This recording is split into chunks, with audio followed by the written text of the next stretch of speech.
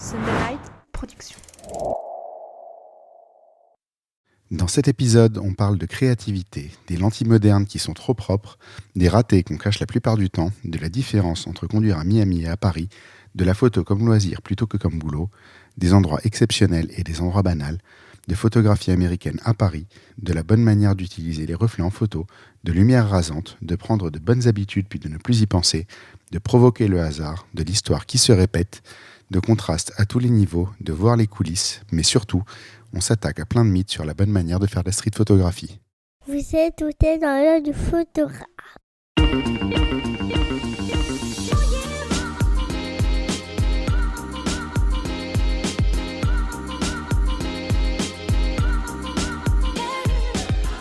Bienvenue dans ce podcast par un photographe sur un photographe pour les photographes. Je suis Julien Pasternak et aujourd'hui, je vous emmène dans l'œil de Fabien Ecochard.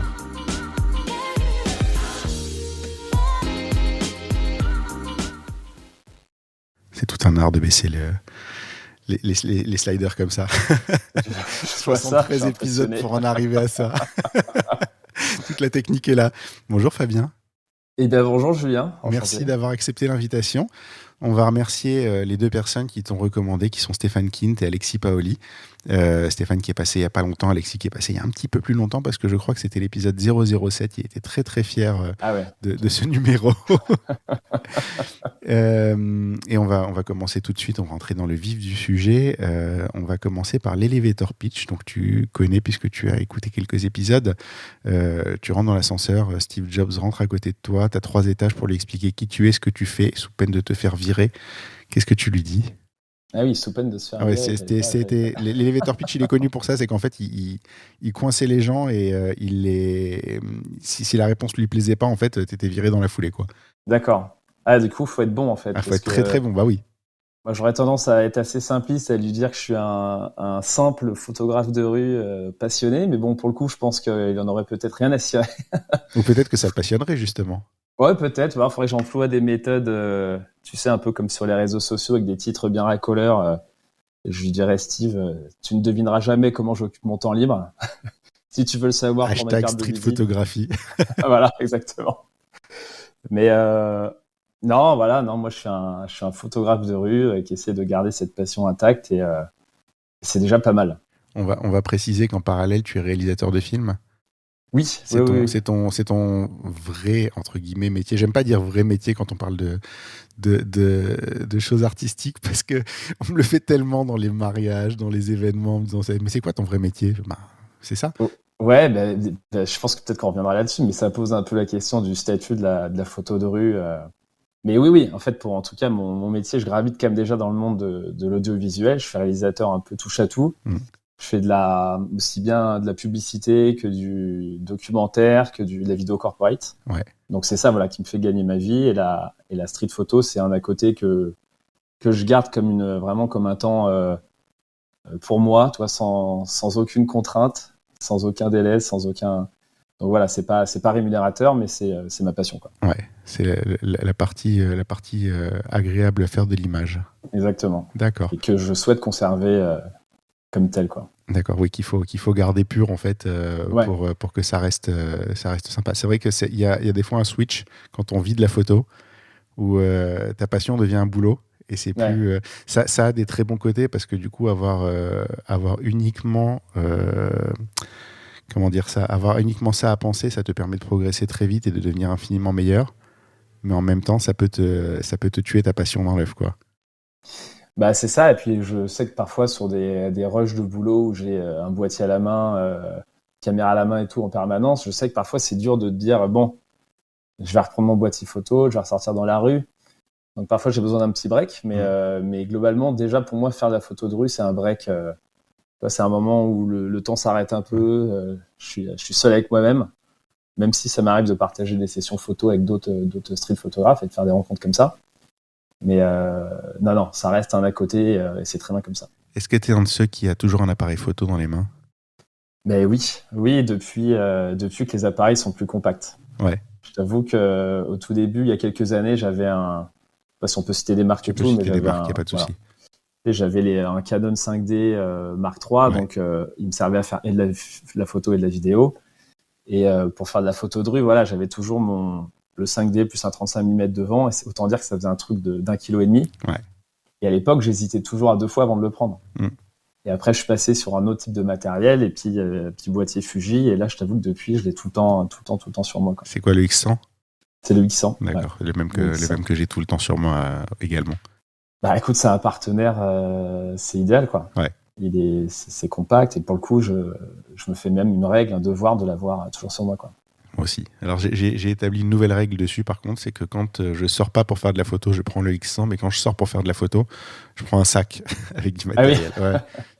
C'est devenu parce qu'en fait le X100 est génial au quotidien, mais je me rends compte que si tu veux faire des projets un peu plus sérieux, des fois tu as envie de changer de focale, ou tu as besoin d'avoir quelque chose d'un petit peu plus consistant dans les mains, en fait. Et c'est sa qualité, ça devient son défaut. Des fois, c'est qu'il est un peu trop léger. Il est un peu trop léger, ouais. Après, vraiment, je te dis, pour l'avoir quand même souvent toute la journée sur moi, c'est assez confort que ce soit aussi léger et compact, quoi. Et puis quand tu fais des jobs en vidéo, de l'avoir sous la main, ça te permet quand même de passer rapidement à la photo. Bah ouais, exactement. C'est vraiment mon boîtier photo. Après, j'ai un autre boîtier, pareil, chez Fuji. En fait, j'aime bien... on parlera peut-être de focale et de technique plus tard, mais avoir un autre boîtier avec une autre focale, comme ça, je passe de l'un à l'autre. Ouais. D'accord, bon, on va aborder ça un petit peu plus loin parce que j'aimerais bien voir, peut-être casser un mythe de la street photographie, justement. On va attaquer la partie interview proprement dite. Alors, j'ai changé un tout petit peu la structure de l'interview. Avant, il y avait philosophie photo côté business. Maintenant, j'ai un peu mixé tout ça parce que côté business partait souvent dans la philosophie photo. Et ça fait 3-4 épisodes que je me dis qu'il faudrait que je refasse un petit peu l'organisation. Donc maintenant, il y a interview et il y a des choses qui ont bougé à droite et à gauche. Donc, vous allez découvrir ça assez rapidement. La première question, par contre, elle n'a pas changé. C'est quel livre tu offrirais à un photographe et pourquoi ? Alors, il y a une époque, je me suis mis à acheter pas mal de livres, et je pense que celui vraiment, enfin, ma référence, ça serait un livre d'Alex Webb, qui s'appelle The Suffering of Light. En français, je crois que c'est genre la souffrance et la joie de la lumière, un truc comme ça. D'accord. Et parce que je sais que à l'époque, à chaque page, je m'étais pris une claque. Il y a tout dedans, quoi. Tu dis à l'époque, c'était quand ? Je sais pas, je dû l'acheter il y a 4-5 ans. C'était vraiment, je me suis mis vraiment à la street photo de façon bien plus impliquée. Il y a 4-5 ans, quand je te dis, j'ai changé de matériel déjà, et que je me suis mis mon boîtier tout le temps sur moi, et que je me suis mis à arrêter de penser un peu technique et acheter beaucoup plus de livres photos et aller chercher l'inspiration en dehors d'Instagram, etc., quoi. Donc ça, c'est un peu le point de départ. Et ce livre, parce que je te dis, à chaque page, tu te prends une leçon de composition, de gestion de la lumière, clair-obscur, le rôle des couleurs. Enfin, pour moi, il y a tout, quoi. Ouais, tout est dedans. Donc, ce serait un peu le livre. C'est marrant parce que ce que tu viens d'écrire, c'est un peu ce que j'allais dire de ta photographie à toi. Bah, c'est une vraie influence, donc. Ça, mais ouais, forcément. Et j'ai aussi un autre livre un peu de chevet comme ça. C'est un livre d'Harry Gruyaert. Ouais. Et alors, je crois qu'il n'a pas de nom. C'est une sorte de livre rétrospectif de son travail. Il est rouge. Ouais, je l'ai aussi. Voilà. Et celui-là, c'est pareil. Je le trouve exceptionnel. Donc, voilà, on peut pas se tromper si on prend ces deux références pour moi. C'est un des tout premiers de la grande série de livres de Harry Gruyaert qui sort un livre par an maintenant. De rétrospective, mais bon, ce qu'il a fait est tellement beau en même temps. Donc effectivement, je sais qu'il y a des gens qui grincent un peu des dents devant le côté commercial de sortir un livre par an de ses archives, mais en même temps, ce qu'il a fait, c'est tellement extraordinaire que d'ailleurs, j'en ai un sur le bureau, je l'ai pas encore ouvert. C'est son tout dernier, ça s'appelle Between Worlds. Ah ouais, j'ai entendu. C'est un jeu de reflets permanent. Enfin, il est magnifique, ce livre. J'ai feuilleté rapidement au magasin, mais bon, là, j'ai tellement de travail que j'ai pas encore eu le temps de me poser devant. Mais ça va être le cas ce week-end avec un de mes enfants, certainement. Qu'est-ce qui te fait déclencher ? Alors, ce qui me fait déclencher, alors je vais te faire le genre de réponse qui n'est pas direct. Ça va être un peu sinueux, dans le sens où il y a pas de règle. Il y a parfois, toi, je vois, c'est vraiment un personnage qui sort du lot, un peu haut en couleur. Et je vais même être capable de le suivre, toi, pendant 2 blocs de bâtiments pour essayer de choper une bonne intersection de rue, une belle lumière. Essayer de composer autour un cadre. Et parfois, c'est l'inverse. J'arrive à un coin de rue, il y a une lumière incroyable, ou alors une ambiance. Parfois, c'est juste l'ambiance, un truc de... Il y a du bruit, c'est une ambiance de marché, j'en sais rien. Ouais. Et là, je vais, entre guillemets, travailler un peu la scène. Tu vois, je vais me faire une première photo, je vais me dire qu'elle est un peu plate, un peu banale, et je vais changer un peu de perspective, jouer avec les plans, les reflets. Et là, je vais essayer de construire autour de cette scène. Mhm. Et là, attendre qu'il se passe quelque chose d'un peu notable, qui sorte un peu du lot. Et c'est les photos en général pour lesquelles je passe le plus de temps, tu vois, sur place. Elles sont moins instinctives, elles sont plus travaillées. Mais donc, je fais vraiment un peu les deux, quoi. Et puis parfois, c'est une scène complètement incongrue, une coïncidence qui se passe devant moi à la sortie du métro. Et alors là, tu déclenches un peu au petit bonheur la chance en espérant réussir quelque chose, quoi. C'est marrant, on va aborder les 3 sujets un petit peu plus loin. On a une question qui vient de se greffer dans les questions que je vais poser un peu à tout le monde. C'est quoi être créatif ? Alors, je suis content d'être le cobaye de cette question parce qu'elle est sacrément complexe. Elle est dure, je sais, mais je pense qu'elle peut amener des réponses intéressantes. C'est sûr que créatif aujourd'hui, à l'heure d'Instagram et même la street photo, qui est un milieu, tu as l'impression qu'il y a une surabondance d'images tous les jours. Je dirais déjà que pour moi, être créatif, si j'aime de le rapporter à moi-même, c'est de se renouveler. C'est-à-dire que j'ai commencé, moi, ce que je faisais en street, par exemple, il y a 3-4 ans, aujourd'hui, je trouve ça un peu plus ennuyeux ou impersonnel, tu vois. Tu sais, je faisais des trucs qui étaient juste un peu graphiques, un peu jolis. L'être humain dedans, c'était souvent une présence, toi, une silhouette. Donc je trouvais ça. Maintenant, je trouve ça un peu impersonnel et un peu désincarné, tu vois. Ouais. Et aujourd'hui, j'essaie d'aller. Je suis un peu sorti de cette zone et j'essaie d'avoir plus de visage, plus d'histoire entre guillemets, tu vois, dans les photos. Et, c'est plus personnel.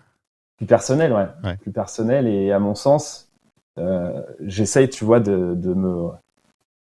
Enfin, pour moi, c'est ça, peut-être être créatif, tu vois, c'est se renouveler, sortir de sa zone et prendre des risques. C'est marrant, tu vois, on en a parlé avant, je t'ai dit, je l'ai inséré cette question parce que j'ai eu... Alors, pour les auditeurs, vous avez déjà entendu ce nom, c'est Daniel Milner, qui fait des vidéos sur YouTube et que moi je trouve hyper intéressant. Et donc, dans la dernière qu'il a publiée, au moment où nous on enregistre, il parle de sa manière de lire un portfolio de gens. Et des gens qui viennent le voir en lui disant « Est-ce que tu peux lire mon portfolio ?» Et donc il dit « J'ai 4 questions avant de regarder. C'est pourquoi est-ce que je suis en train de regarder ton travail ? Pourquoi il est important ? Qui es-tu ?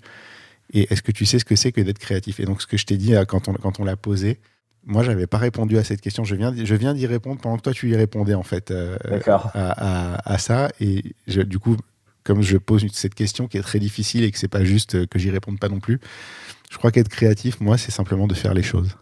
Ouais. En fait. Et du coup, ça recoupe ce que tu viens de dire, parce que faire les choses, en fait, ça te force à avancer et ça te force à évoluer. Que tu le veuilles ou pas, en fait, d'y aller tous les jours, tôt ou tard, tu comprends des choses qui vont te faire avancer, qui vont te faire changer, qui vont te faire évoluer. Peut-être tu vas arriver plus proche de toi ou beaucoup plus loin que ce que tu pensais être réellement, quoi.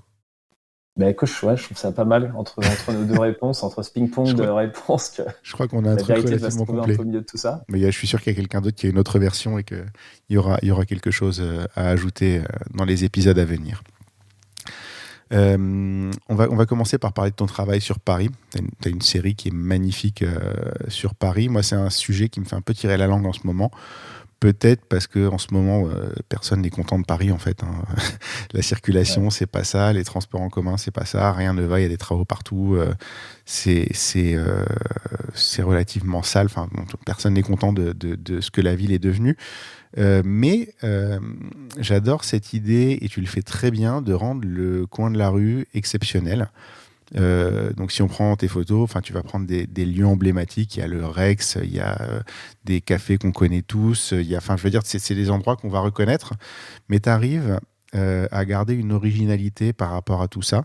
Ta photo du Rex, elle est magnifique, je la trouve extraordinaire, et il y a plein de choses dont on va parler, on pourrait y revenir en fait sur quasi toutes les questions, mais comment tu arrives à rester original justement avec quelque chose qui fait vraiment partie du patrimoine commun, quoi? Écoute, déjà, j'essaye pour le coup, je prends plaisir à faire les deux. Je prends vraiment plaisir à ce que tu disais, à aller justement au coin de la rue et photographier un endroit qui n'a rien d'exceptionnel. Comme parfois, j'aime bien aussi, avoir des lieux un peu emblématiques parisiens, parce que pour justement regarder pas mal de livres photos, je me rends bien compte que quand tu les regardes des années après, il y a quand même il y a un côté où tu documentes toi un certain Paris à Ouais. une certaine époque. Rester original, j'en sais rien. C'est justement peut-être. Je sais que moi, ce qui m'aide vachement dans ma photo à Paris, c'est d'avoir justement eu pas mal d'influences de photographes américains et d'avoir, je pense, un peu cette imagerie en tête et d'essayer pas de reproduire des choses, mais du coup, j'ai cette vision de la photo un peu américaine que j'essaie d'appliquer à Paris. T'appliques les règles de New York à Paris? Mais c'est vrai que tu rigoles, mais parfois j'ai vraiment je suis comme un petit fou. L'autre jour, il y avait une sorte de bouche d'égout qui dégageait une grosse fumée Ouais. comme les cheminées new-yorkaises. Ça à Paris, ça arrive quasiment jamais. Je pense que j'ai dû rester 40 minutes autour de ce pauvre truc de fumée dans la rue. Et donc ouais, je suis pas mal influencé. J'essaie de croiser un peu ces influences. Donc l'originalité, peut-être qu'elle vient de là. Et c'est marrant que tu dis ça parce que maintenant je percute un truc, c'est que tu fais des photos de street à New York, c'est beaucoup des histoires de reflets, même de lumière reflétée, enfin tu as de la lumière qui vient dans tous les sens parce que c'est des immeubles en verre, tu as des reflets dans tous les sens, tu as justement ça et c'est vrai que tu appliques ces règles, simplement en fait tu as trouvé un moyen de les appliquer à Paris, qui n'est pas une ville qui a ces caractéristiques-là. Bah ouais, c'est ça. Je pense que je suis un peu pareil. Les influences même. Je suis très cinéma, donc Mm. voilà, les ambiances américaines appliquées à Paris, ça crée parfois une sorte de truc à la croisée des chemins et peut-être que tu peux en tirer du coup une photo parfois un peu originale comme ça. Mm. Mais après, pour autant, je te dis, je prends vraiment beaucoup de plaisir à justement ne pas aller sur les lieux un peu emblématiques parisiens. Toi, enfin, à Paris, je pourrais aller assez vite au Sacré-Cœur ou j'en sais rien sur les Champs-Élysées ou ce que tu veux, mais ça m'intéresse pas tant que ça. Alors, j'ai un regard un peu biaisé quand je lis les lieux emblématiques parce qu'effectivement moi aussi j'évite comme la peste certains endroits.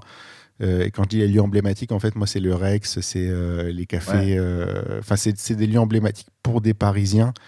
Ouais. Mais par contre, c'est des trucs qui sont quand même très photographiés, qui sont quand même. Enfin, je veux dire, il n'y a pas un touriste qui passe devant le Rex qui prend pas une photo du Rex. L'immeuble Mhm. est tellement particulier, puis c'est un endroit connu. Voilà, ça fait partie de ces choses-là. Effectivement, toi, tu le fais très très bien parce que justement, tu arrives à sortir de cette image souvenir, tu vois, Ouais, ouais, qui est ouais. pas. C'est vrai que maintenant que tu le dis, cette recherche de reflets, en fait, c'est très américain. Enfin, je crois. Tu sais, ce truc de la perspective du Rex, comme ça, avec le néon Ouais, montant avec. super haut. Alors Et avoir... on la mettra si tu es d'accord dans les notes d'épisode pour Bien que les gens sûr. la voient. Mais bon, il y a alors attends, je vais la reprendre comme ça, je vais la décrire précisément. Donc voilà, pour la décrire, donc c'est de nuit évidemment, c'est l'enseigne du Rex lumineuse avec un taxi parisien allumé à côté. Tu as l'enseigne, le taxi, un jeu de lumière, des reflets dans le taxi. Je crois que c'est vraiment le mélange parfait, en fait, effectivement, de tout ce qu'on vient de dire. Elle fonctionne extrêmement bien.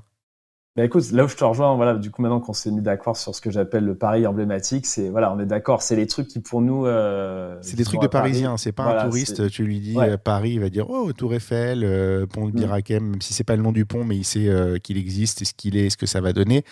C'est Champ de Mars, c'est Opéra. Ouais, C'est pas ces trucs-là, c'est des trucs de Parigo, tu vois. Tu te balades dans ouais. Paris, tu les vois et pour moi, c'est ça les trucs emblématiques. Quand on me dit je veux faire des photos parisiennes, moi, il n'y a rien qui me fait plus grincer des dents que d'avoir des touristes, des vrais Ouais. touristes qui viennent faire une séance de couple à Paris et qui te sortent enfin tous les trucs bateaux. Alors, je comprends tout à Cliché, fait leur ouais. logique de vouloir avoir la Tour Eiffel parce que c'est le truc le plus emblématique. Mais moi, par exemple, tu me dis je veux une photo typique de Paris, je vais aller dans le métro.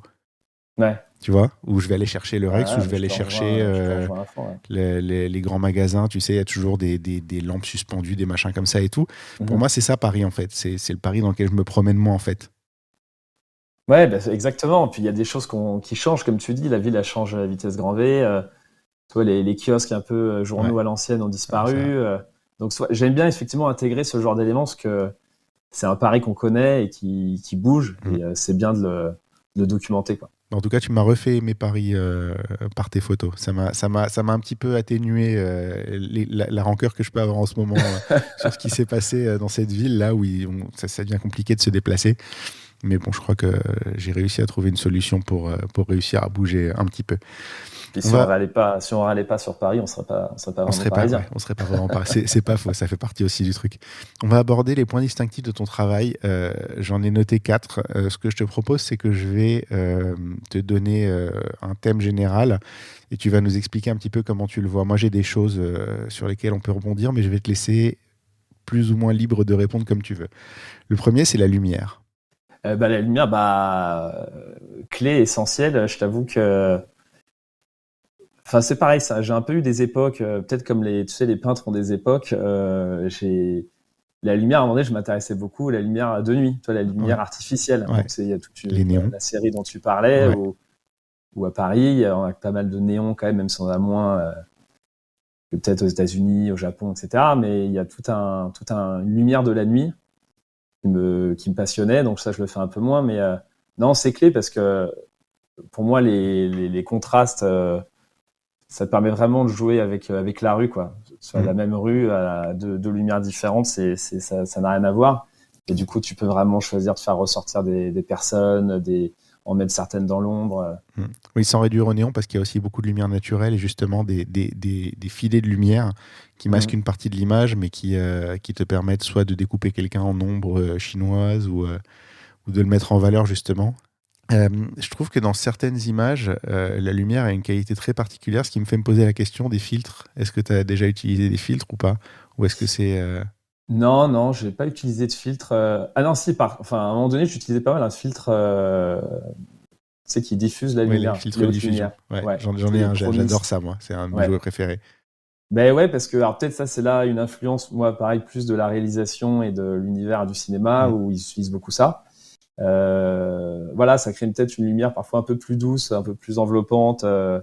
Mais d'ailleurs, c'est vrai que tous les vidéastes que j'ai vus dernièrement avaient ce filtre-là. Il y a Moment qui en a sorti un, il est orange, donc tu le vois à 2 km.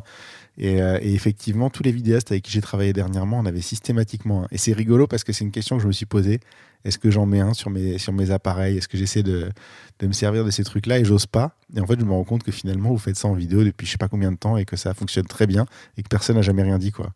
En fait, ouais, parce que ça, parfois, tu sais, aujourd'hui, il y a les objectifs, le piqué est tellement incroyable que parfois, tu as une image qui est limite trop clinique. Chirurgicale. C'est ce qui me rend chèvre chez Fuji en ce moment.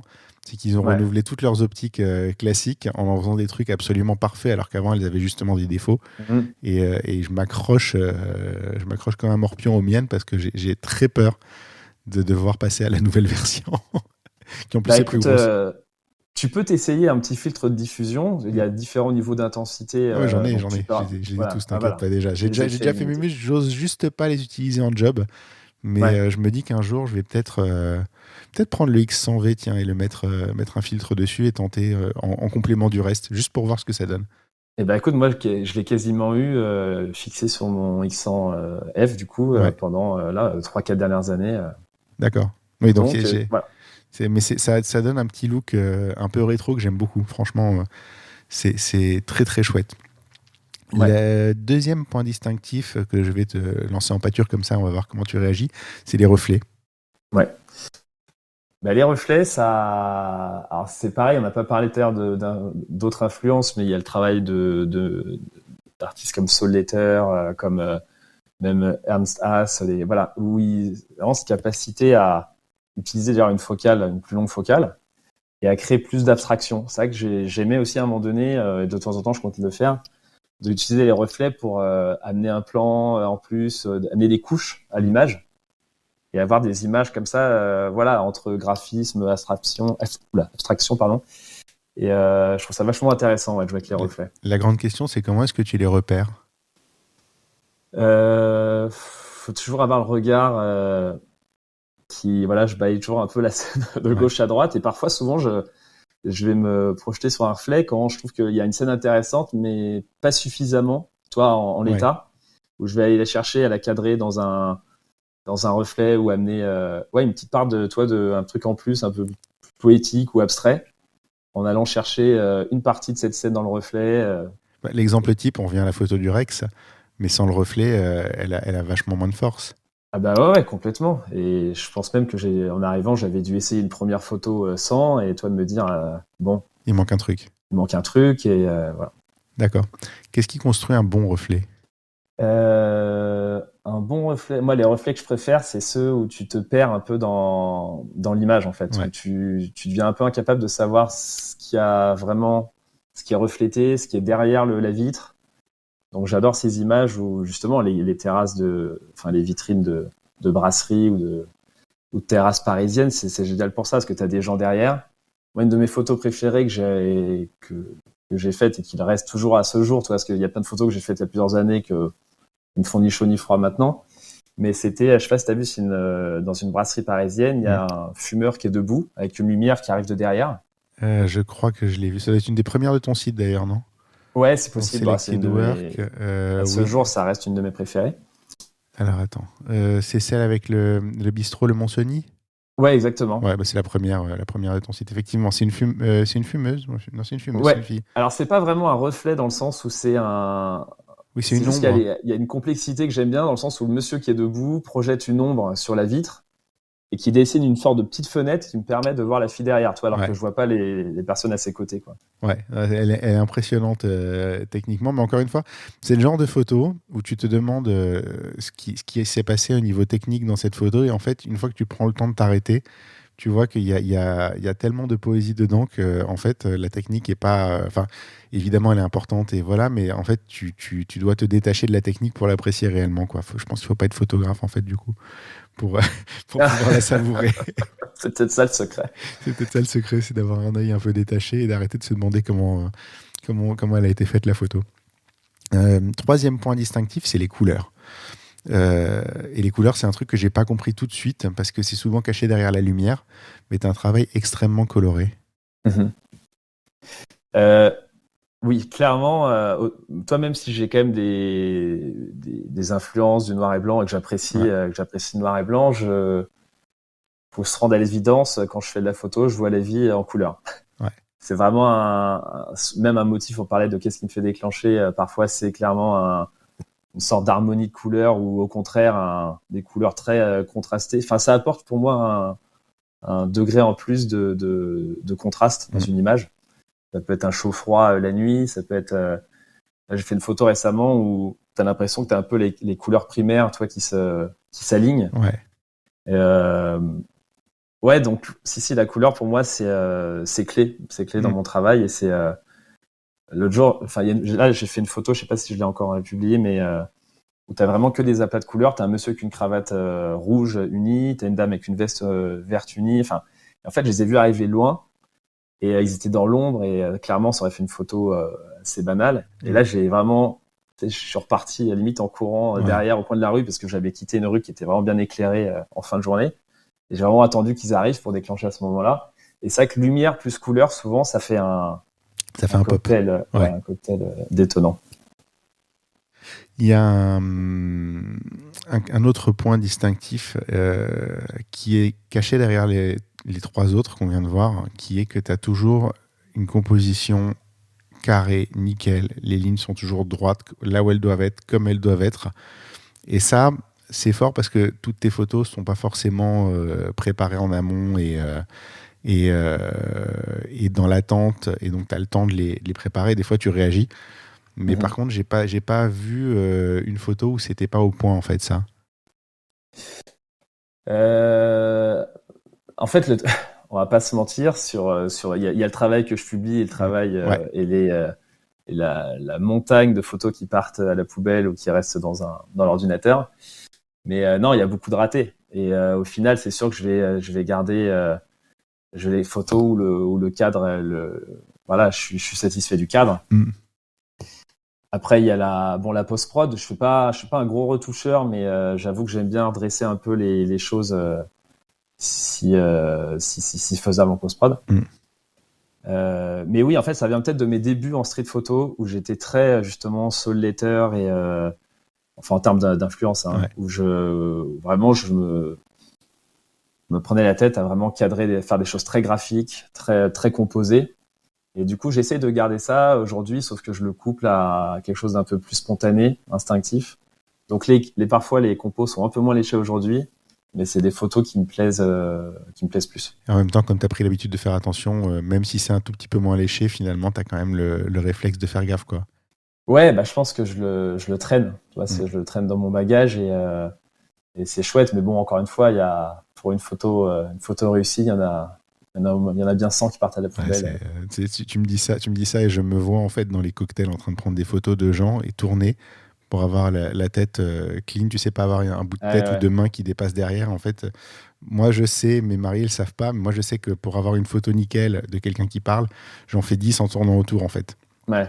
Et du coup, personne ne voit jamais les 9 que je retiens pas et ne voit que la 10e. Mais effectivement, je visualise parfaitement ce que tu es en train de dire. Et je pense que quiconque travaille en faisant des photos ou fait de la photo sérieusement est conscient de ça. On a abordé les 4 points séparément, mais en fait, ta grande force, c'est d'arriver à tous les mixer en même temps dans une seule image.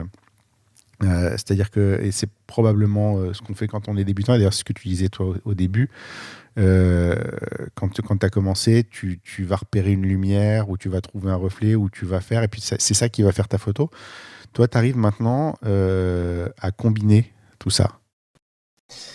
Bah, c'est le jeu. En tout cas, c'est ce que je recherche. Et une photo réussie, c'est une photo pour moi où il y a une petite histoire ou un truc, quelque chose d'incongru qui crée, qui sorte un peu du commun. Et si par bonheur j'ai fait ça avec une belle lumière et que j'avais pensé à mon cadre derrière, c'est royal, tu vois. Et ça donne des niveaux de lecture, tu veux dire ?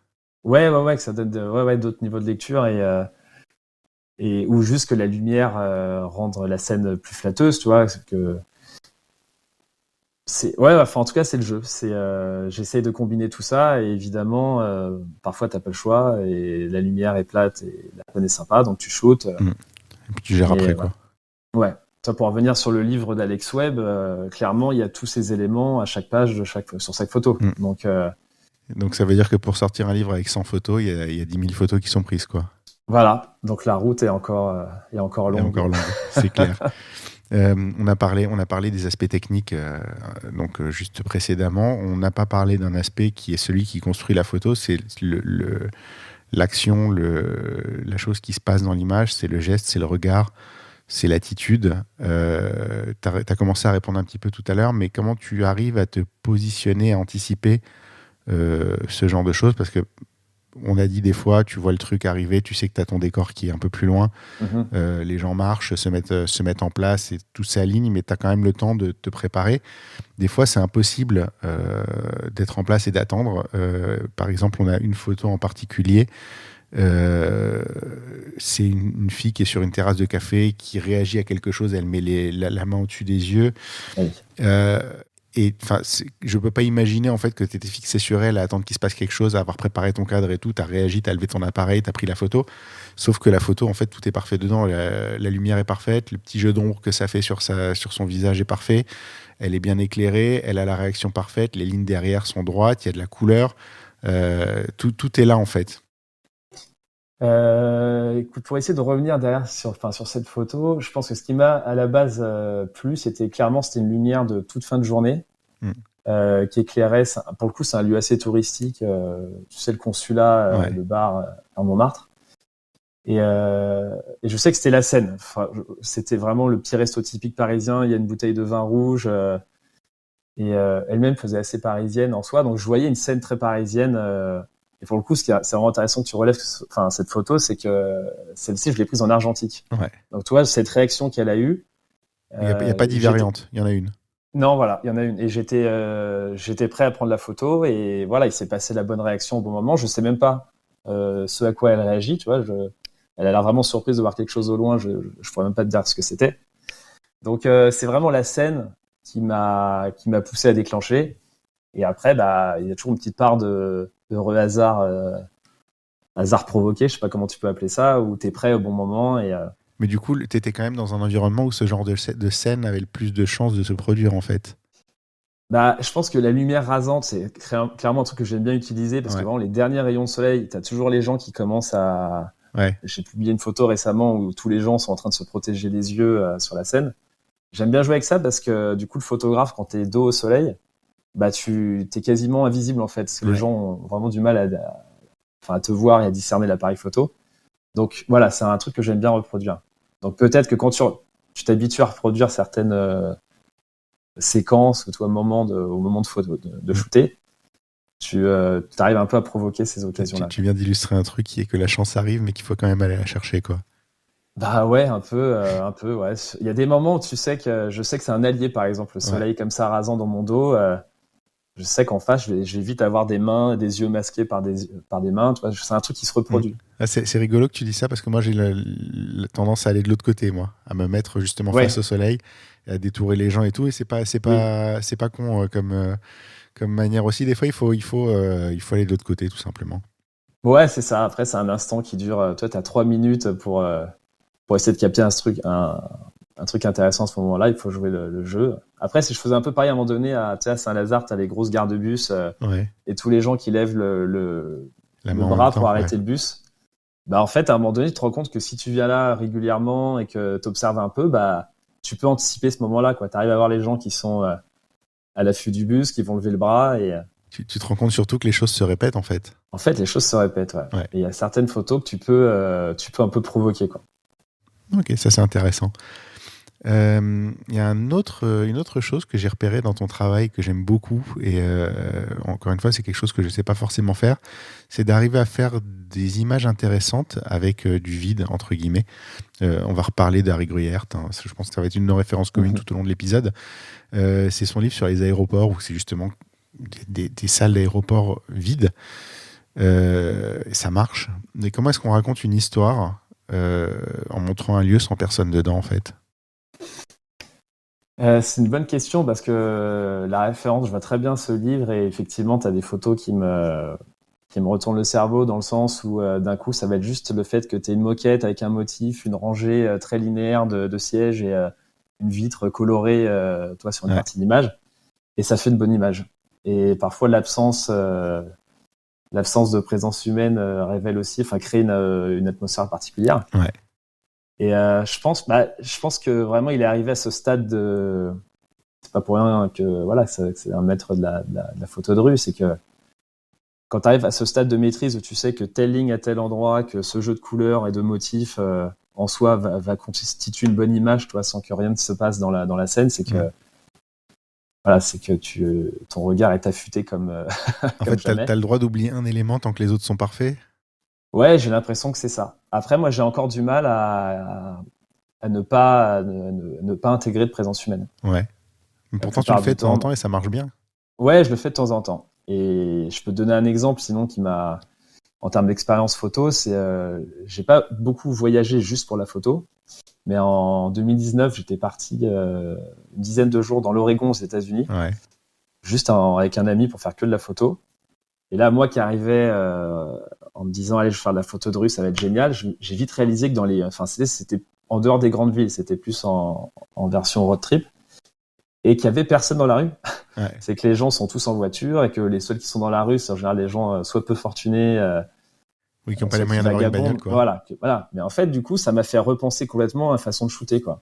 Et donc là-bas, j'ai beaucoup plus de scènes où la présence humaine est suggérée, mais il n'y en a pas dans l'image, quoi. Et là, il faut se concentrer justement sur la composition et avoir des choses, d'essayer de créer de l'intérêt sans humanité, quoi. Ce qui est pas simple. J'ai beaucoup de mal avec ça. On va parler un petit peu de la poésie de tes images. Je te l'ai dit quand on a préparé. En fait, j'ai été sur ton site. Donc, j'ai eu la réaction que je pense que tous les photographes doivent avoir, qui est comment il a fait ça, c'est quoi la technique, quel filtre il a utilisé, quel focal il a utilisé. Et à un moment, j'ai tourné le regard, j'ai vu les titres. Et c'est ça qui m'a sorti. Ça m'a snappé hors du truc, tu vois. Ça m'a sorti d'un coup. C'est la poésie des titres. Et dans la foulée, ça m'a permis de prendre un peu de recul sur les images, d'arrêter de me poser toutes ces questions que je me posais en me disant comment il a fait ci, comment il a fait ça, et de me focaliser sur ce qu'il y avait dans les images, l'histoire que ça racontait. J'ai réalisé en fait que l'histoire, elle se tenait toute seule. Je donne un exemple. Il y a une série de All New Yorkers où tu as représenté la multitude de profils de New-Yorkais on va reconnaître. Alors, j'ai été 4-5 fois à New York dans ma vie et c'était jamais des voyages très longs. Mais c'est vrai qu'on a dans l'imaginaire commun un peu des types de New-Yorkais, tu vois. Enfin, je veux dire que tu te balades dans New York et tu n'imagines pas ne pas croiser ces profils-là. Et ça, tu l'as fait et ça fonctionne. Et il y a toute cette poésie et toute cette histoire qui va autour dans la série qui fonctionnait bien. Bah écoute, c'est intéressant que tu parles de cette série parce que pour le coup, c'est vraiment une de mes premières. Enfin, j'ai commencé la street photo un peu en voyage et ce voyage remonte à 2013, donc c'est un peu vraiment mes débuts en termes de photo et de street photo. Et Donc je c'est au pense que c'est 5D, vraiment ça. Pardon? C'est au 5D. C'est au 5D, ouais. C'est au 5D et c'est un peu, je pense vraiment tout mon imaginaire. Tu sais, quand tu arrives à New York pour la première fois, c'était mon premier voyage à New York et le seul d'ailleurs à ce jour. Et t'as tout ton imaginaire qui prend vie. T'en as été bercé aux séries, aux films américains. Et alors là, t'arrives à New York, c'est un terrain de jeu absolu. Chaque coin de rue est un décor de cinéma. Et moi, c'est pareil. J'ai pas, je te dis, référence ciné. J'ai des films genre La 25e heure, des choses comme ça, qui sont des films où justement ou Taxi Driver, où tu te balades entre les communautés et tu vis le New York cosmopolite comme ça. Et du coup, voilà, au New Yorker, c'était, je pense, tout ce à quoi j'avais été bercé, que j'ai projeté en photo. Tu l'as matérialisé. Tu as matérialisé ce que tu avais je l'ai dans la tête. matérialisé, ouais. Je pense que mon regard, du coup, s'est tourné vers. J'ai une photo, qui est, aujourd'hui, je la trouve assez banale, mais juste sur un banc, t'as 3 personnes, t'as un vieux, un vieux les cheveux blancs, un peu comme Hannibal dans l'agence touriste, qui est là. T'as un Afro-Américain avec un skate et un Asiatique en roller. Et je trouve que ça, du coup, tout dans la même image. Ça incarne le vivre ensemble new-yorkais. Voilà, c'était un peu l'idée derrière cette série, quoi. T'as projeté ton regard de Parisien qui débarque à New York. Exactement. Dedans, mais ça fonctionne bien. Je pense que ça me parle parce qu'on est assez proche en termes d'état d'esprit dans ce genre de choses. Je voudrais dézinguer un mythe sur la street. Alors, c'est pour ceux qui ont écouté l'épisode qui t'a juste précédé, c'était avec Christophe Jacron, on parlait des pigeons, des oiseaux dans les images. Et on disait que moi j'ai longtemps été un puriste en disant si les oiseaux ils font quelque chose, s'ils font rien, ils font rien et c'est comme ça. Et en fait, je me suis aperçu, c'était avec Vuttera, il me semble, que des fois tu peux mettre un petit coup de pied dans le sol pour les faire décoller et que ça te fait une nuée d'oiseaux. Et Christophe il disait moi j'ai du pain et je mets du pain. Et je voudrais, il y a tous ces mythes sur la street photographie que t'es pas un vrai si t'es pas au 35 mm et que t'es pas proche des gens, que t'es pas un vrai si tu fais bouger les oiseaux, que t'es pas un vrai si tu attires le regard des gens, que t'es pas un vrai si tu décides de faire des portraits plutôt que de faire des trucs spontanés. Et tu disais tout à l'heure que souvent tu as une deuxième focale. Je voudrais savoir déjà quelle est ta focale. Je pense qu'elle est pas fixe. Enfin, je pense qu'elle est pas fixe. C'est pas toujours la même. T'as des variations. En fait, j'ai un peu zigzagué. J'ai commencé au 35 mm. Après, aujourd'hui, justement, sous les influences, je te dis parce que je sais par exemple, je crois que Soul Letter, il shootait, il me semble, au 135 mm ou un truc comme ça, avec une longue focale, et je m'y suis essayé. Et je sais, mon autre focale, en fait, j'ai 2 focales. J'ai le 35 et le 56 mm Fuji, donc tu sais, c'est l'équivalent d'un 85. Donc voilà, clairement, le 85, je l'utilise surtout pour ces jeux de reflets. Voilà, dès que je veux amener un peu d'abstraction dans l'image, c'est clairement la focale que j'utilise. Et je prends toujours du plaisir à jongler un peu entre les deux, même si je suis revenu, je pense que 90% de mon travail, c'est fait quand même au 35 mm. D'accord. Mais on est d'accord qu'il y a des choses que tu pourrais pas faire au 35 mm, notamment les reflets, qui seraient pas aussi parfaits en fait. Non. En plus, ce 85 mm, il a une sorte de piqué incroyable où du coup, je te dis, t'arrives à voir ce qu'il y a dans le reflet, mais ce qu'il y a derrière la vitre. Et non, ça crée des images fabuleuses. En même temps, je te dis ça, mais je me rends compte qu'au 35, tu serais tellement près de la vitre que tu serais dans le reflet toi-même. Donc déjà de base, ça pose un gros problème. Mais en tout cas, voilà, j'aime bien en ce moment réaliser que j'ai plein de pensées limitantes qui viennent pas de moi. Et que, en fait, à un moment, tu fais des photos comme tu veux, et si tu as envie de les faire au 600 mm en street photographie, tu le fais. Et c'est pas grave, en fait. C'est pas dramatique, tu fais ce que tu veux, quoi. Non, et en plus, je recommande parce que je sais que ça m'arrive même parfois de faire un petit break de focale, entre guillemets. Tu vois, je vais me dire, là, je prends que le 56 et et ça te crée une nouvelle contrainte parce que du coup, la scène qui se passe devant toi, tu peux pas la shooter tu l'imaginerais habituellement. Et donc, parfois, ça te renouvelle un peu. Ouais, mais même les gens qui ont du mal des fois à s'approcher des autres, j'avais compris ça il y a 7-8 mois. Ma belle-mère m'a sorti son vieil appareil photo argentique, elle me l'a donné. Ouais. Donc j'ai un Nikon FM2 flambant neuf sous la main. Et il y avait une optique 24 et une optique 105. Et donc j'aime pas particulièrement le 24, donc je sortais avec la 105 pour faire les tests. Et je prenais des photos de gens. Et je me rendais compte en fait que les gens me voyaient malgré la focale. Mais comme j'étais loin, j'avais moins l'appréhension d'aller à proximité des gens pour les prendre en photo. Je me suis rendu compte qu'en fait, ils s'en foutaient totalement. Il y a ça, et puis je pense que du coup, vu que tu es plus loin, le doute est permis pour eux. S'imaginer que tu shootes quelque chose qui est juste derrière eux, ou une autre personne. Même simplement te dire, finalement, il a même pas réagi. Ah oui, en vrai. Ouais. Tu vois ce que je veux dire? C'est-à-dire qu'en fait, tu peux peut-être te rendre compte à 105 qu'il réagit pas, pour aller à 85 après, te rendre compte qu'il réagit pas plus. Pour aller à 50 et te dire, en fait, je commence à être sacrément prêt, mais il réagit toujours pas. Pour aller à 35 et puis te rendre compte que c'est la même chose, en fait. Ouais, c'est intéressant parce que tu dis ça. Je sais que récemment, on a un peu exploré avec un ami street photographe, même la photo au flash. Parce que pour le coup, c'est un autre mythe de la street photo. Ouais.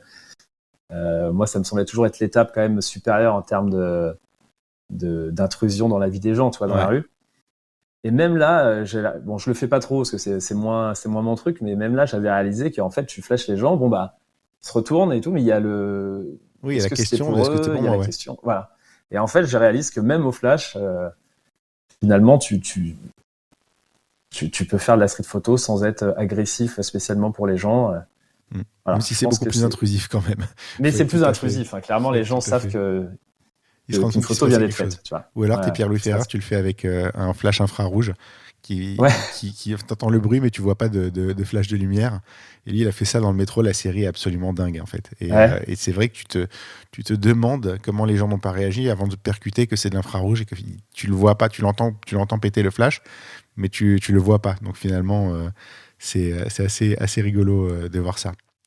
On l'a dit un petit peu plus haut, tu es réalisateur. Qu'est-ce que ça t'a apporté côté photo? J'imagine le storytelling, c'est la base. En fait, peut-être que la couche de poésie dont tu parles sur le fait d'associer les images à des histoires, ça vient peut-être de là. Même si je refais le fil de l'histoire, la réalisation est arrivée après la photo et que pour moi, la photo reste la base de tout. Tu vois. Au début, franchement, la première vidéo que j'ai faite, quand je me suis lancé, c'était une vidéo sur la ville de Nice. Et si tu la regardes, c'est vraiment la vidéo faite par un photographe. Quoi. Ouais. C'est des photos animées, quoi, quasiment. Donc pour moi, la photo, ça reste la base de tout. Et je pense que juste la réalisation, après, m'a un peu poussé à travailler plus en histoire et peut-être commencer à structurer un peu plus mon travail. Tu vois, à l'imaginer, à le faire vivre un peu plus en série. Et aujourd'hui, c'est peut-être pour ça aussi que de plus en plus, j'essaye d'avoir dans les scènes que je photographie, des choses qui se passent pour que la photo en elle-même raconte quelque chose. Au-delà de vivre dans une série. Parce qu'en vidéo, moi j'ai été sur ton site, du coup j'ai vu un petit peu. C'est très très fort ce que tu fais. C'est chargé d'émotions. Moi j'ai vu le petit film sur le mur. Le gamin qui vit par procuration la vie de ses voisins alors que lui, il n'y a personne qui s'occupe de lui. Mais c'était hyper émouvant. Même celle de la petite fille qui fait plein d'expériences scientifiques et qui termine scientifique. Enfin, je veux dire, il y a une vraie charge émotionnelle, il y a une vraie atmosphère qu'on retrouve dans tes photos. C'est parce que moi, j'ai fini par les films, je ne les ai pas regardés volontairement avant parce que je voulais me focaliser sur la photo et après, je jette un œil pour voir s'il y a des passerelles. Mais clairement, il y a une vraie grosse passerelle entre les deux. Ouais, je pense qu'il y a une vraie grosse passerelle et j'aime bien jouer avec les deux dans le sens où clairement en vidéo, c'est à toi de raconter l'histoire. Ouais. Et ce que j'adore avec la photo, et c'est pour ça que ça reste pour moi essentiel, c'est que vraiment tu peux faire travailler ton imaginaire, tu sais pas ce qui se passait avant, après. Toi, la jeune fille par exemple qui regarde quelque chose au loin, on se demande ce qu'elle regarde. Ouais. Là, t'invites malgré tout la personne. Oui, il y a un extérieur à l'image en fait. Voilà, il y a un extérieur à l'image, quoi. Et c'est pour ça que je trouve que jouer avec les deux médiums, c'est palpitant. C'est palpitant, quoi. Comment est-ce que tu gères la répartition de ton temps entre ton travail et la photo personnelle? Parce que j'imagine qu'à un moment, en fait, tu n'as pas forcément envie de choper l'appareil photo pour sortir parce que tu viens d'en bouffer pendant des jours et des jours.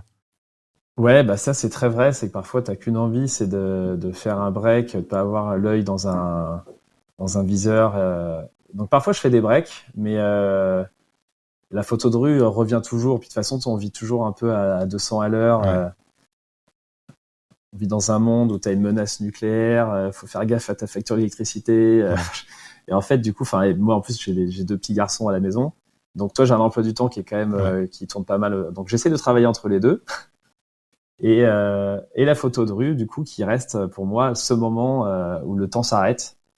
Donc clairement, c'est un moment que j'aime prendre. Il n'y a pas de règle. Il y a parfois, je vais shooter juste sur un trajet. Et parfois, je vais me dire, allez, t'as 2 heures devant toi. Et Et tu peux donc la pas. répartition du temps, elle est pas linéaire. Clairement, je n'arrive pas à me fixer. Ou c'est pas genre j'ai un travail de bureau et je me dis, je vais shooter tous les midis. C'est pas comme ça. C'est un peu plus désordonné. Ouais, tu vas te vider la tête en fait. Ou Ouais. alors simplement tu es avec ton appareil photo dans la rue et l'image elle est devant toi quoi. Ouais, c'est ça. J'avais prévu de rentrer en métro. En fait, il y a une belle lumière. Bah, en fait, je vais rentrer à pied. Et, Ouais.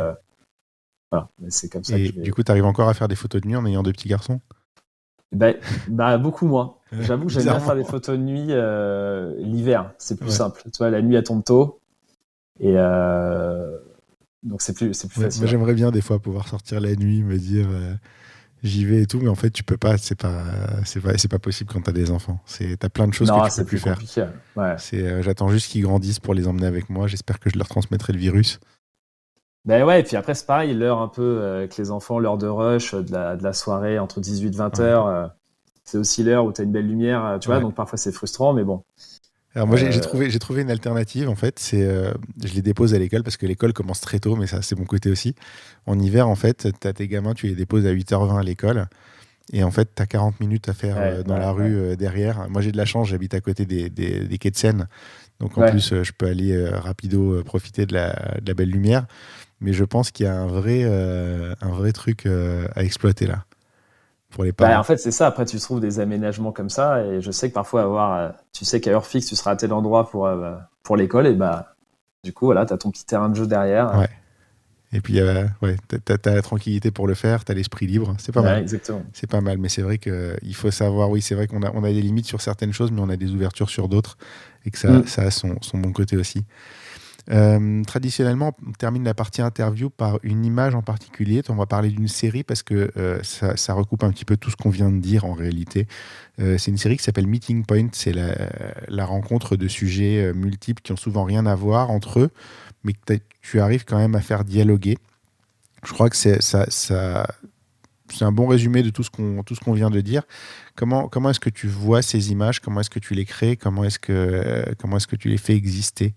Écoute, Meeting Point, donc c'est une série qui a été faite à Istanbul. Ouais, C'était l'année dernière, donc ça reste un travail assez récent. J'avais eu la chance d'être invité à une sorte de festival de street photo qui se passait à Istanbul en novembre dernier, en octobre dernier. Et en fait, c'est la ville qui crée ça genre, un peu naturellement, dans le sens où c'est vraiment une ville monde un peu européenne, un peu asiatique, un peu avec des quartiers très pieux, très religieux, d'autres quartiers plus jeunes, plus inclusifs, plus ce que tu veux. Enfin, et du coup, c'est assez génial parce que tu as vraiment des mondes. Par exemple, tu peux prendre le ferry. Le ferry, c'est assez génial à Istanbul, qui est un peu du coup à la croisée de tous ces mondes, le ferry. Et en fait, s'y croisent des gens parfois qui n'ont rien à voir. Mm. Et je trouve vraiment, voilà, moi, à Istanbul, ça m'a fait ce truc de point de rencontre comme ça entre des univers très différents. Donc du coup, j'ai très vite été inspiré par ça et je l'ai assez vite recherché dans les photos, quoi. d'accord. Donc au final, tu as juste mis ce qui était devant toi, quoi. Ça s'est présenté, c'est ce que tu as vu cet instant-là. Ouais, après, je pense qu'il y a 15 histoires différentes à raconter quand t'es à Istanbul. Toi, t'as une effervescence dans la rue d'ailleurs, c'est un terrain de jeu exceptionnel. J'adorais y retourner.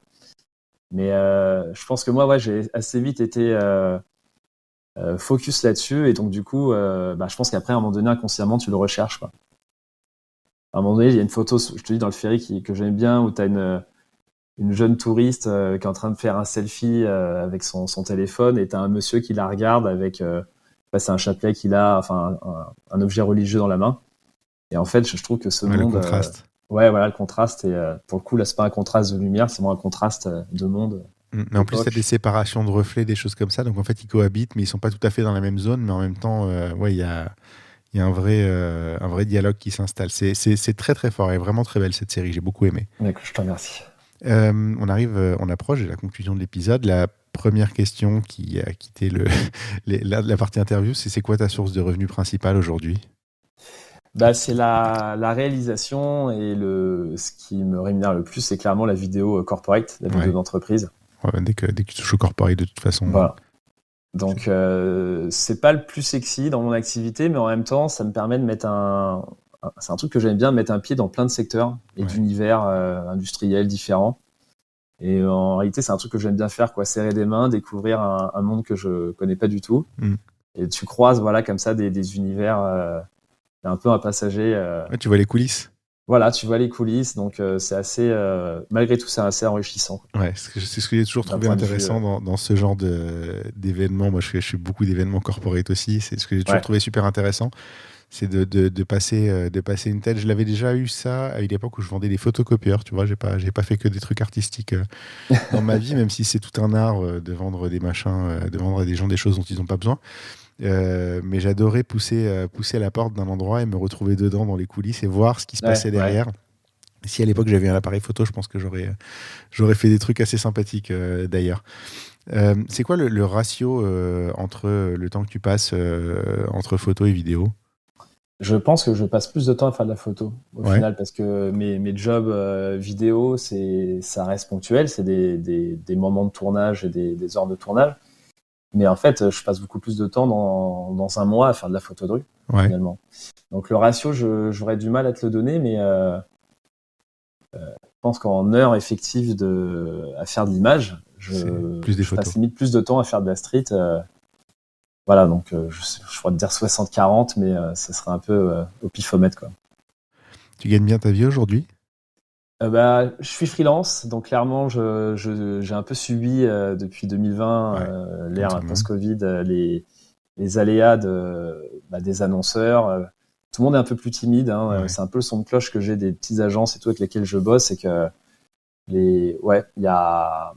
les temps sont un peu incertains, donc ça se traduit un peu, nous qui arrivons un peu en bout de chaîne en tant que prestat extérieur, souvent c'est nos budgets qui sont coupés.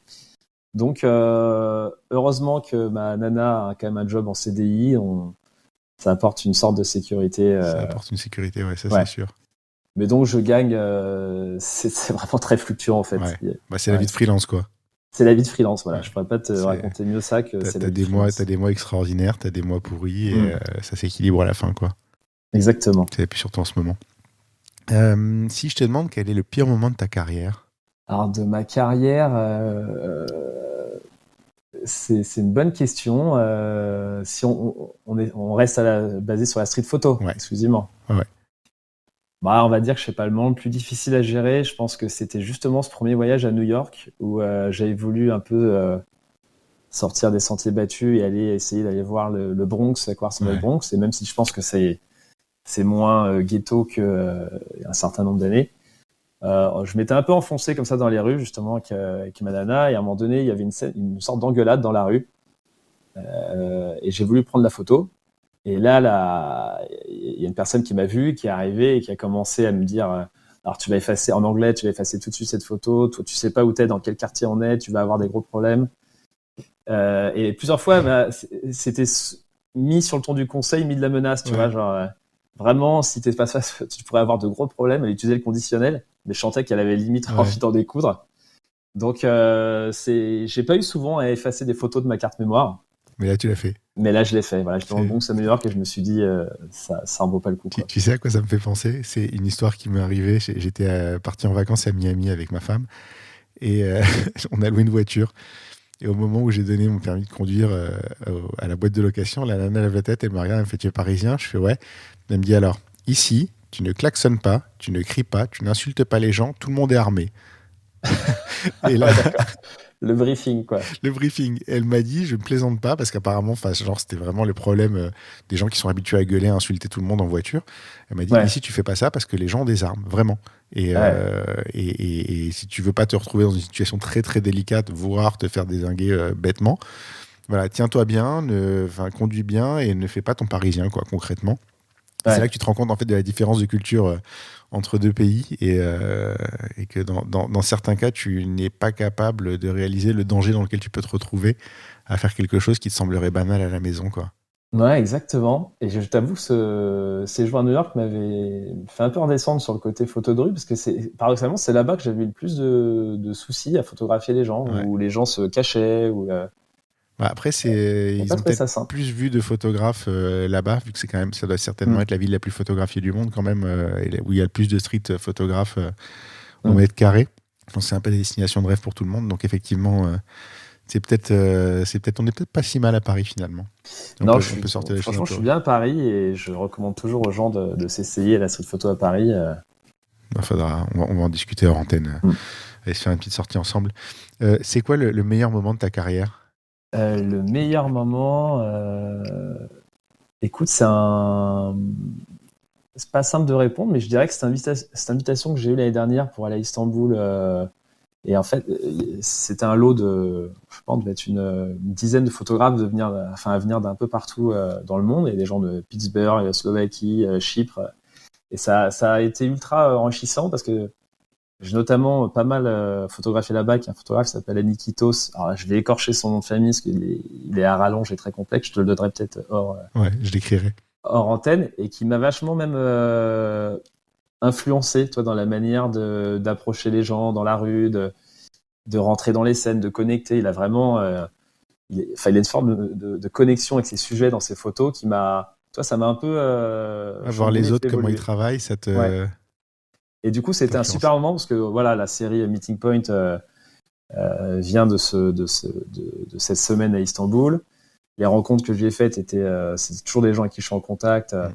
Voilà, ça a été très formateur et enrichissant pour moi, quoi. Ouais, ça, je veux bien te croire. J'ai déjà eu l'occasion. Enfin, moi, je suis un très, très grand féru de faire des sorties avec d'autres photographes. Mhm. Et je me suis retrouvé des fois face à des trucs. J'ai Karine Lehoué, je sais plus quel épisode c'est, mais avec qui j'ai enregistré un épisode. Un jour, on fait une sortie mensuelle avec des copains et on l'a invité à une de ces sorties. Et on était du côté de Bastille. Et à un moment, il y avait une nana super stylée dans un petit rayon de lumière avec tu sais, le petit panneau sens interdit bien rouge à côté. Enfin, vraiment la belle Ouais. photo, quoi. Et Mhm. on a le backstage, c'est Cyril Zexer qui a fait les photos du backstage. On a donc les parallèles entre les photos. Et en fait, Karine, nous, on a tous fait notre photo de loin, tu vois. On n'a pas eu, on n'a pas été s'approcher d'elle. Elle est partie. Et en fait, on a vu un espèce de zigzag où elle est avancée en trois séquences. Elle a pris sa première photo, elle a avancé, elle a repris des photos, elle a réavancé, elle a repris des photos, elle a été lui parler, elle a fait un portrait. Et donc, Ah ouais. on a le backstage de ça et on est tous restés comme des cons à se rendre compte qu'on n'allait pas parler aux gens, en fait, nous. Et qu'elle, elle venait de le faire en claquant des doigts, tu vois. Et du Ouais. coup, on s'est tous sentis tellement cons que on a été derrière parler aux gens pour prendre leur portrait, discuter avec eux et faire les trucs. Et ça a été une vraie progression pour toute l'équipe, tu Ouais. vois, de faire ça. Et du coup, rencontrer des photographes, aller avec d'autres photographes, voir comment ils fonctionnent, voir comment ça se passe, je crois qu'il n'y a rien de plus enrichissant en vrai. Bah, je suis complètement d'accord avec toi. Je pense qu'il y a vraiment des moments dans ta carrière, entre guillemets, de photographe. Et voilà, toi, ça a dû être un moment un peu clé, comme moi, ça l'a Mm. été.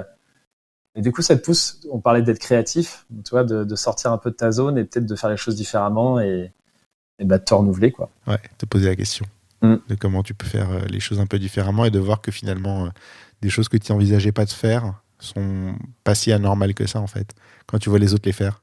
Mais en vrai, c'est un truc c'est vrai que souvent le street photographe, parfois, c'est une discipline un peu solitaire. Ouais, Les gens avancent un peu, bah ouais, enfin en solo, quoi. Et je trouve que les sessions comme ça, un peu collectives de photos, c'est pas forcément là où je vais faire le plus de photos géniales, mais en revanche, tu vois les autres travailler, ouais, et très souvent, ça te donne, bah, toi, une autre approche. ouais, Ça te sort un peu de ta zone, quoi. ouais. Ah bah écoute, c'est pas mal comme mot de la fin. Eh ben, écoute, voilà, photographions On tous a, ensemble. on a la toute dernière question. Qui est-ce que tu me recommanderais pour un prochain épisode? Écoute, c'est une bonne question.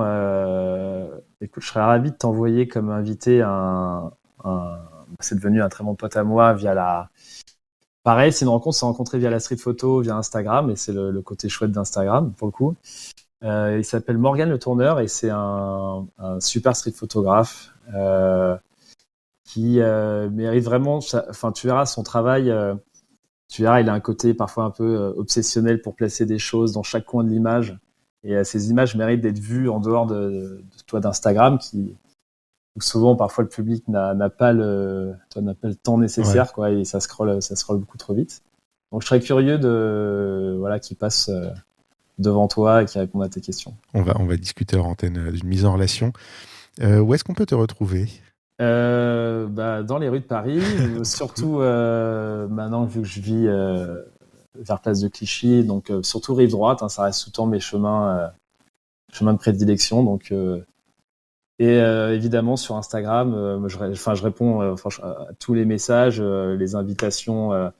J'adore rencontrer des gens maintenant j'ai une relation un peu bizarre avec Instagram où j'aime autant la plateforme que je la déteste clairement. Ouais, mais pour tout le côté social et rencontre, je trouve ça assez génial. Donc on se retrouve dans Paris et sur Insta avec plaisir. Je crois que sur Insta on tolère beaucoup de choses parce que ça reste un très bel outil. Si vous voulez bien arrêter de le pourrir, ce serait magique, mais déjà en soi c'est pas mal. Ouais. Non mais j'aime me plaindre évidemment, mais comme tout le monde, on est parisien.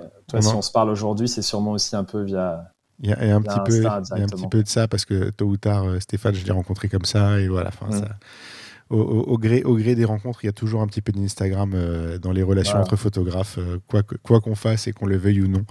Et puis tu disais, tu vois, je l'aime autant que je la déteste et j'ai envie de râler. On en revient au point de départ de cette discussion on est parisien. Si on râlait pas un petit peu, on le serait pas vraiment. Il me reste à te remercier. Merci beaucoup d'avoir partagé ton regard avec nous. C'est moi qui te remercie. Je suis très flatté. Et j'espère qu'on aura l'occasion d'aller faire des photos ensemble parce que je suis sûr pour le coup que je vais apprendre beaucoup de choses et j'espère que je pourrai t'en apprendre un tout petit peu en passant. Moi, ça, toujours avec plaisir. Il y aura un vrai échange. Plaisir. Merci Fabien. Merci à tous.